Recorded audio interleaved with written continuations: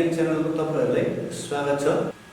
एकै जस्तो क्वेशनहरु हामीले सजिलो क्वेशनहरु लिएर आएका छौं र म्याथमेटिक्सका बेसिक क्वेशनहरुलाई हामीले अहिले चाहिँ स्पेशली फोकस गरेको हुनाले हामीले चाहिँ क्रमबद्ध रूपमा बेसिक क्वेशनहरु र सजिलो तरिकाको क्वेशनहरु चाहिँ हामीले चाहिँ गर्ने छौं, जसमा हामीले आज लिएर चाहिँ फ्याक्टराइजकै हाम्रो अरु क्वेशनहरु फ्याक्टराइज क्वेशनहरु लिएर आएको छु, जुन क्वेशनहरु चाहिँ हामीले क्रमबद्ध खण्डीकरण गर्ने छौं, जुन हामीले a² - b² का फर्मुलाहरुको बारेमा छलफल गरेका थियौं र आज हामी त्यही a² - b² कै विशेष गरी फर्मुलाहरु युज गरेर चाहिँ हामीले क्वेशनहरु चाहिँ यो प्रश्नमा जाउँ।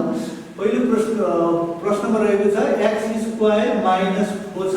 अत्यधिक सजिलो तरिकाको क्वेशन रहेको छ। यस्तो खालको क्वेशनहरु हामीले क्वेशन फर्मुला युज गरेर हामीले सजिलो तरिकाले चाहिँ यसलाई चाहिँ खण्डीकरण गर्न सक्छौं। जस्तो रहेको छ हाम्रो x² - 4 छ। जहिले पनि 4 भनेको चाहिँ 2 को स्क्वायरले चाहिँ हामीले चाहिँ 4 लेख्न सक्छौं।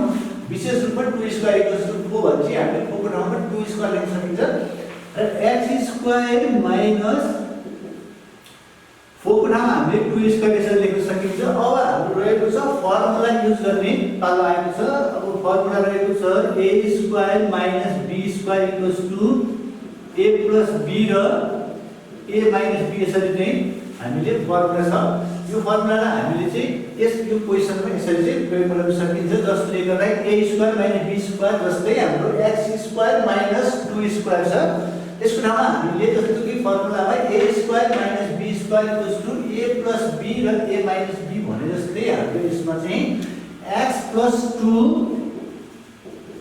र x - 2 हामीले यसरी चाहिँ लेख्न सक्छौं। अब तपाईहरुले x - 2 र अगाडि लेख्दा पनि भयो र x + 2 र पछाडि लेख्दा पनि भयो, जुन तरिकाले लेख्दा पनि हामीले क्वेशन चाहिँ यसरी सल्भ गर्न सकिन्छ।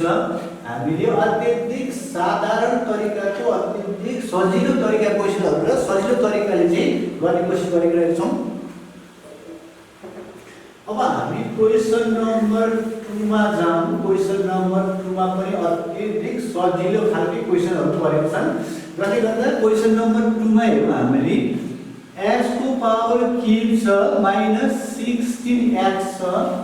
जहिले पनि याद गर्नुपर्ने यस्तो अवस्थामा दुईवटा टर्मबाट चाहिँ हामीलाई यस्तो अवस्थामा दुईवटा टर्मबाट कमन फ्याक्टर कुनै छ भने कमन हामीले लिन सक्छौं। यसमा अब याद गर्नुपर्ने कुरा, यसमा पहिलोमा हाम्रो x³ छ र -16x भएको कारणले दुवैबाट सादा कमन हामीले चाहिँ x लाई सादा कमन लिन सकिन्छ। अब हामी क्वेशन गर्नतर्फ लागौं। यसको लागि हामीले x दुवै तर्फबाट सादा दुवैमा सादा x कमन लियौं, बाँकी रहेको यसमा x³ बाट x आयो भनेपछि x² - 16 मात्रै यसरी हामीले लेख्न सक्छौं। x आयो x² - 16 रहेको छ। अब हामीले यसलाई के गर्न सक्छौं भन्दाखेरि x कमन आयो। अब रहेको छ x² 16 भनेको जहिले पनि हामीले फ्याक्टर गर्दाखेरि 16 भनेको 4 को स्क्वायर भनेर सम्झिनु पर्ने हुन्छ। हाम्रो 16 = 4² यसले गर्दा हामीले 16 को ठाउँमा 4 को स्क्वायर यसरी लेख्न सक्छौं। अब रहेको छ यो फर्म हाम्रो चाहिँ a² - b² को फर्ममा गयो। यसले गर्दा हामीले a + b a - b कै फर्मुला युज गर्न सक्छौं, जसले गर्दा हामी यो लेखौं हामी x + 4 र x - 4 हामीले यसरी चाहिँ लेख्न सक्छौं, जुनलाई हामीले चाहिँ a² - b² को फर्मुलामा ढालेका छौं। त्यसले गर्दा हाम्रो सजिलो तरिकाले निकाल्दाखेरि x आयो अनि x + 4 अनि x - 4 चाहिँ हाम्रो चाहिँ यसको चाहिँ आन्सर हामीले यसरी निकाल्न सक्छौं। र हाम्रो थर्ड क्वेशन रहेको छ। थर्ड क्वेशन पनि लाइक यस्तै छ, सेम यस्तै भएको कारणले हामीलाई गर्नको लागि सजिलो हुन्छ। र हामी अब थर्ड क्वेशनमा हेरौँ। थर्ड क्वेशनमा 3y को पावर क्यूब -27y छ। अब हामी क्वेशनतिर लागौँ। अब क्वेशन नम्बर 3 मा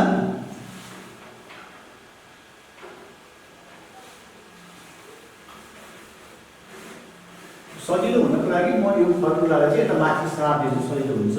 a² - b² =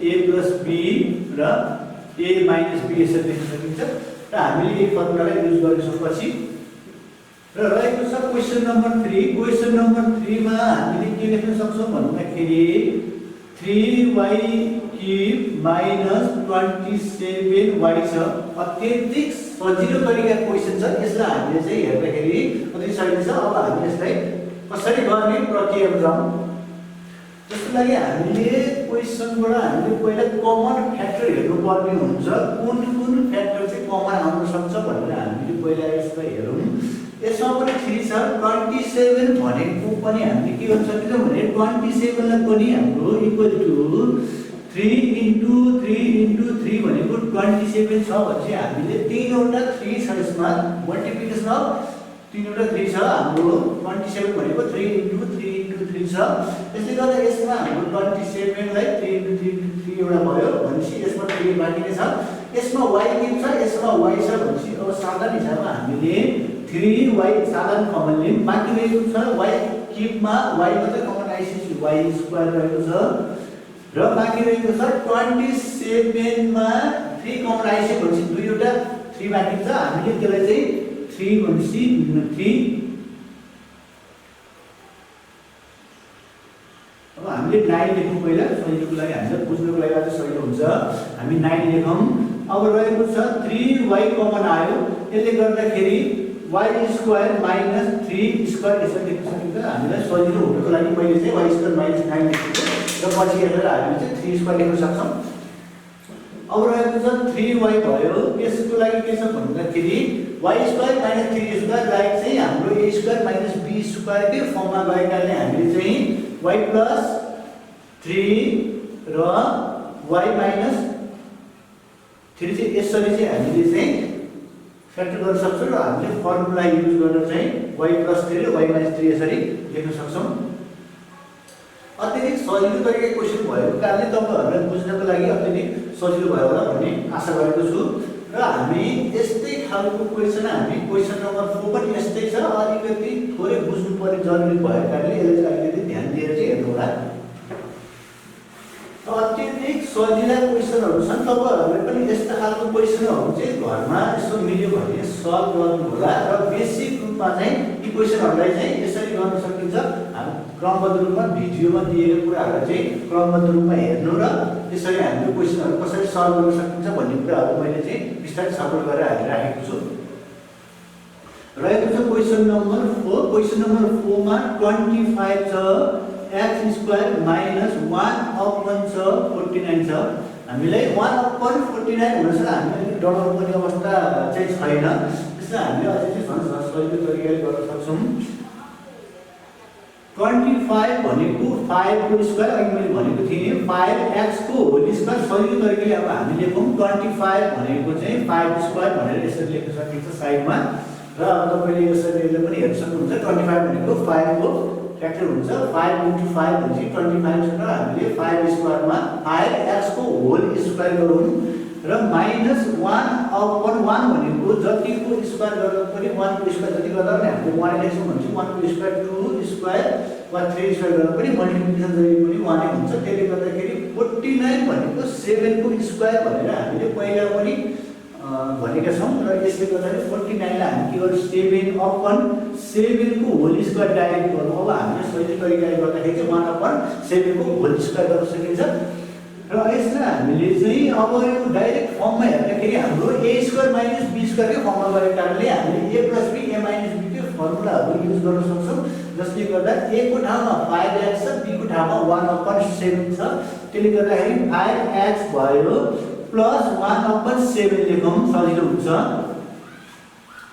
र 5x माइनस 1 अपन 7 लेखौं र हामीले क्रमबद्ध रूपमा अत्यधिक सजिलो तरिकाले गरेका छौं यसमा अत्यधिक बुझ्नुपर्ने कुरा 5x प्लस 1/7 र इन्टु 5x माइनस 1/7 यसरी चाहिँ हामीले चाहिँ सजिलो तरिकाले खण्डीकरण गर्न सक्छौं र यस्तै खालको क्वेशन 5 नम्बर क्वेशन पनि हाम्रो यस्तै खालको छ र यही तरिकाको क्वेशन भएको कारणले गर्नलाई अत्यधिक सजिलो हुन्छ र यो क्वेशन हामीले कसरी गर्छ एकचोटि हेरौँ प्रोसेसली हेरौँ र कुनै पनि क्वेसनलाई म्याथमेटिक्सका क्वेसनले प्रोसेस जानिसकेपछि क्वेसन चाहिँ अत्यधिक सजिलो तरिकाले सल्भ गर्न सकिन्छ।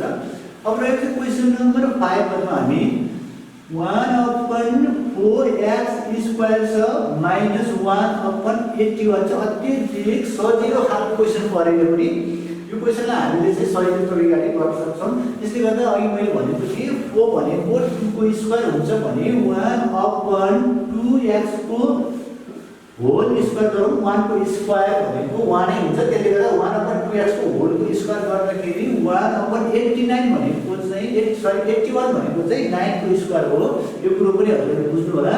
त्यसले गर्दाखेरि स्क्वायर हुन्छ 89 1 equals to plus 81 equals to 9 को स्क्वायर भनेर यसरी हामीले चाहिँ लेख्न सक्छौँ। र हामीले सजिलो तरिकाले बुझ्नुको लागि 81 इक्वल्स टु 9 स्क्वायर भनेर हामीले यसरी लेख्छौँ सम्झिनको लागि।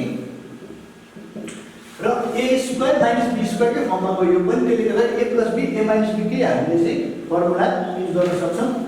र रहेको छ 1/2x plus 1/9 a plus b भयो। अब a माइनस b लेखौँ 1/2x माइनस 1/9 भयो। सजिलो छ। यसले गर्दाखेरि 1/2x प्लस 1/9 भयो। अर्को चाहिँ 1/2x माइनस 1/9 भयो।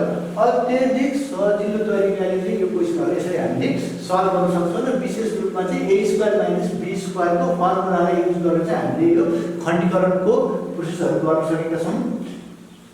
र क्रमबद्ध रूपमा हामीले यसरी सजिलो क्वेसनहरू गरेका छौँ। र भोलिको समयमा पनि अब यसकै विस्तृत रूपमा हामीले a स्क्वायर माइनस b स्क्वायरकै फर्मुलालाई प्रयोगमा ल्याएर चाहिँ कसरी खण्डीकरण गर्न सक्छौँ भन्ने कुरालाई भोलि चाहिँ वा अर्को नेक्स्ट भिडियोमा चाहिँ म तपाईँहरूलाई चाहिँ जानकारी दिने नै छु। र अहिलेको लागि यति क्वेसन गर्दै बिदा हुन चाहन्छु।